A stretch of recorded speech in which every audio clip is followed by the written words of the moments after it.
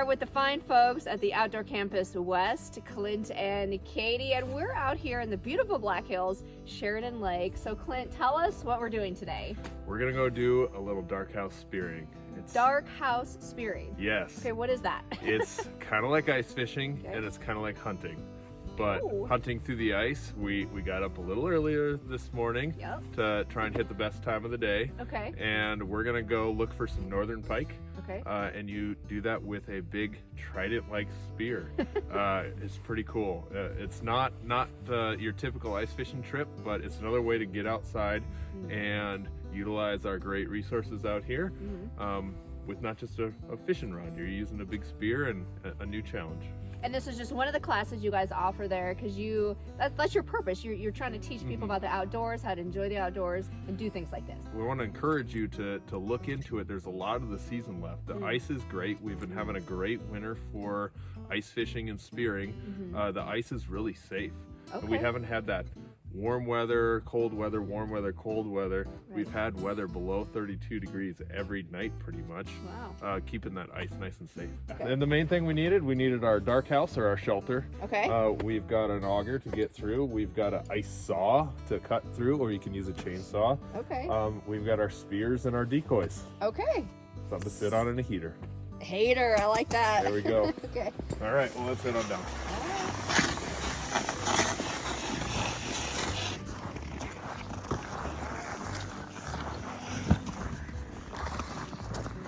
So our first step is trying to find a spot, and this is kind of like hunting. We don't just hunt in any old field or any old place where we might think they're deer. We do this where we know the fish are gonna be and what they like. We know that northern pike like weed lines. They like the weeds under the water. They like little benches where they want to travel. So ideally, if we can find a little slope, it levels off, then it goes deep again, around that little slope will be good. Okay. We know that from previous experience of being right here. We'll drill a couple holes, use a sonar to tell us what's down there, and then use that to paint a picture. Okay. So, drill some holes. All right, drilling holes.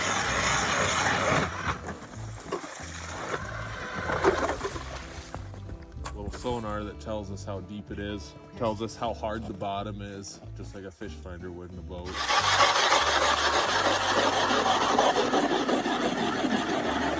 Big old saw. That's a big ice saw. Or your people can use a chainsaw. But if they use a chainsaw, they need to take the bar oil out of it, so we're not putting all kinds of bar oil into the water. Instead of taking my hand and shoving it down into the cold water, we gotta do what they call a sink the cake. So send the big chunk of ice right underneath the ice shelf and let it just kind of go away.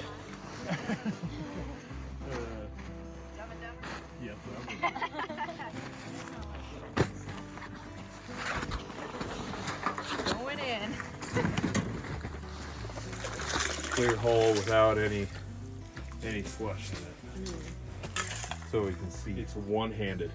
Really, you have one hand be your main hand, and it's just to help with the weight because it's heavy. Yeah. Then have your other hand just kind of help. So like my right hand's a good hand, and then my left hand's the helper hand. Yeah. And then I just go boop. And so you're gonna have this be absolutely as vertical as possible. Like this. Yep. And so a fish is swimming along. He's creeping in. We want him to get as close to the center as possible. So if our decoy's in the center, we're gonna maybe kind of scoot it to the side, and that fish all of a sudden just kind of is right there. We want, if this is the fish, we want to be perpendicular to him, and that spear as vertical as possible. And as he swims over, you put that right behind his gills and just drop it. Just drop this. Oh, we barely got it. Barely got it. I just got him by his little fin. Or what's it called? He's bleeding. You do it. Just you do it. I'm nervous.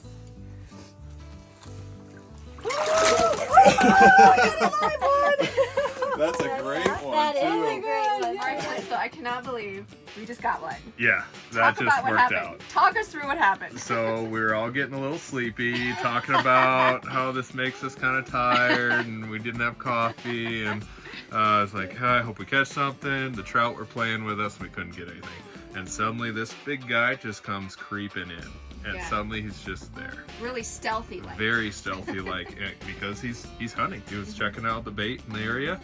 And he just crept in and he was way in the bottom, just sitting there in the bottom. Yeah. And we eased that spear right down into the water. You did. You aimed it for me and I dropped it down. Yeah, you did it perfectly. So He's beautiful. yeah, put up a little bit of a fight there at the end, and, Yeah, and the trick there is to not let him come off the spear. You can see they got those little barbs on there to help, Yeah. but you got him. We just barely got him.